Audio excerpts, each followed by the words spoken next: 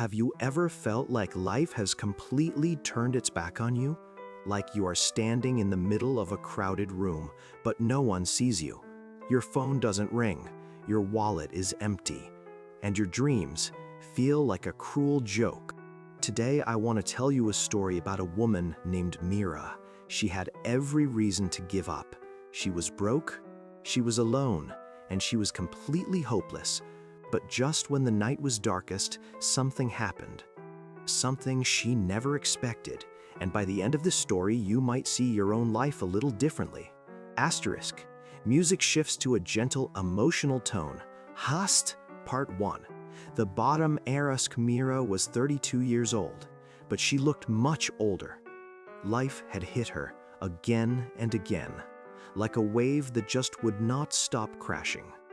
6 months ago, she lost her job. The small company she worked for closed overnight. No warning, no savings, just a sorry and a goodbye. Then, 2 months later, her landlord gave her an eviction notice. She couldn't pay the rent. She packed her entire life into 2 old suitcases and moved into a tiny dark room in the worst part of the city. But the hardest blow was yet to come. Her mother, the only family she had, passed away in her sleep. Just like that, a heart attack, silent, final. Meera sat in that empty hospital hallway at 3 a.m., holding her mother's cold hand, and for the first time in her life, she didn't cry, because she had no tears left. Imagine her world now. Every morning, Meera would wake up to the sound of dripping water from the ceiling. The walls were gray, the bed was hard, and the mirror was cracked. She would look at her reflection and whisper, "Is this really my life?" She had no friends to call, no job to go to, no money for a cup of tea. She ate once a day, sometimes just bread, sometimes nothing. One evening, she sat on the floor of that tiny room, counting her last coins. She had exactly $2.30 left. That was it. That was her entire world. She thought to herself, what is the point? No one cares. No one is coming to save me. Have you ever felt that kind of loneliness where the silence in the room is so loud it hurts? That was Meera's reality. She decided that the next morning she would just stop trying. No more searching for jobs, no more pretending to be fine. She would just disappear from the world. The next day, Meera put on her only clean shirt. She didn't know why. Maybe out of habit. She walked out of her building into the cold morning air. She had no destination in mind. She just walked. Past the coffee shops she couldn't afford, past the offices where people in nice clothes rushed to work. She felt invisible. Then she reached the old city park. It was nearly empty. Just a few pigeons and an old man sitting on a bench feeding them. Meera sat down on the bench next to him, not to talk, just to rest her tired bones. The old man looked at her. He had kind eyes, very kind, and a long white beard. He didn't say, "Are you okay?" He didn't say, "Cheer up." Instead, he did something strange. He broke his bread into 2 pieces, and he handed one piece to Meera. She looked at him, confused. He smiled and said, "You look like you haven't eaten in a while. Eat first, then we can talk." And for some reason, those simple words broke Meera. She started crying, right there on that park bench. Heavy, ugly, silent tears. Because kindness, when you least expect it, is the most painful thing in the world.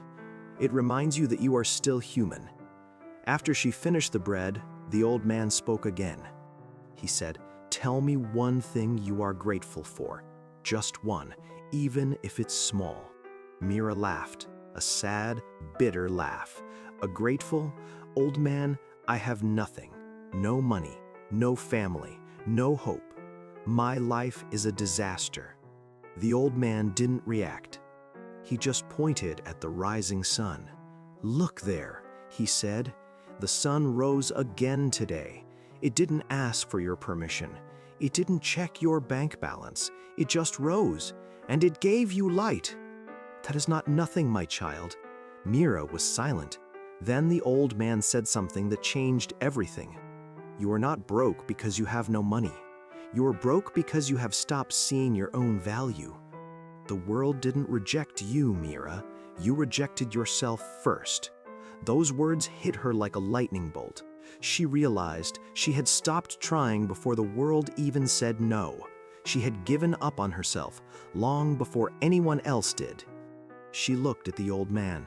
"Who are you?" she asked. He just smiled, stood up, and said, "Someone who was once exactly where you are. Now, go home. And don't ask for a big change. Ask for one small step." Then he walked away, slowly, peacefully. Meera sat there for another hour, thinking. She didn't have money. Yes, she didn't have a job. Yes, she didn't have her mother. Yes, but she had her hands, she had her mind, and she had her mind, and she was alive. That night, she went back to her dark room. But something was different. She didn't sit on the floor and cry. She took out a pen and a piece of paper, and she wrote one sentence. "Tomorrow, I will do one thing to help someone else." The next morning, Meera walked to the same park. She saw a young boy struggling to tie his shoelaces. His mother was rushing on the phone. Meera knelt down. "Let me help you," she said softly. She tied the boy's shoes. The mother looked at her, surprised, and said, "Thank you, ma'am. God bless you." And in that moment, Meera felt something she hadn't felt in years: worth. She wasn't worthless. She was just looking at the wrong mirror. Over the next few weeks, she kept her promise. Every day, one small act of kindness. Helping an old lady carry groceries, watering a dried plant on the sidewalk, smiling at a homeless man instead of looking away, and slowly, the world started smiling back. One of those people she helped, a shopkeeper, offered her a part-time job cleaning his store. It was not a big job, but it was honest work. Meera took it, gratefully. 6 months later, Meera was managing that shop. She had saved enough to move out of the dark room. She had made friends. She had purpose. One evening, she returned to the park bench where she had met the old man. She wanted to thank him, but he was not there. And no one in the park knew who he was. An old security guard told her, "Oh, that bench. A man used to sit there every day for years. But he passed away last winter. He was homeless, you know." But everyone called him the bread man. He always shared his food. Meera sat on that bench and cried again. But this time, not tears of pain, tears of gratitude. That poor, homeless old man had given her the richest gift in the world. He gave her hope when he had nothing himself. Friends, here is the truth that Meera learned. Sometimes life breaks us completely. We lose money, we lose people, we lose our smile. But hopelessness is not a place. It is a lie we tell ourselves. You see, Meera thought she was waiting for a miracle. But the miracle was not a lottery ticket or a rescue. The miracle was the decision to help someone else, even when she had nothing. Because when you give kindness, you remind yourself that you still have value. And value is the seed of wealth. Maybe you are sitting in your own dark room right now. Maybe you feel broke, alone, or forgotten. I want you to hear this clearly. You are not a failure. You are just in a difficult chapter. And chapters end. Tomorrow morning, when the sun rises, don't ask for $1 million. Don't ask for a perfect life. Ask yourself, what is one small step I can take today? Make your bed. Call an old friend. Smile at a stranger. Write down one thing you are grateful for. That one small step will wake something inside you. And before you know it, you will look back at this dark time and realize that it was not the end of your story. It was the beginning. If this story touched your heart, please hit the like button. Share it with someone who needs to hear that hope is not gone. And remember, the old man on the bench is real. He lives inside every kind act you choose to do. Take care of yourself and keep walking, even when the road is dark.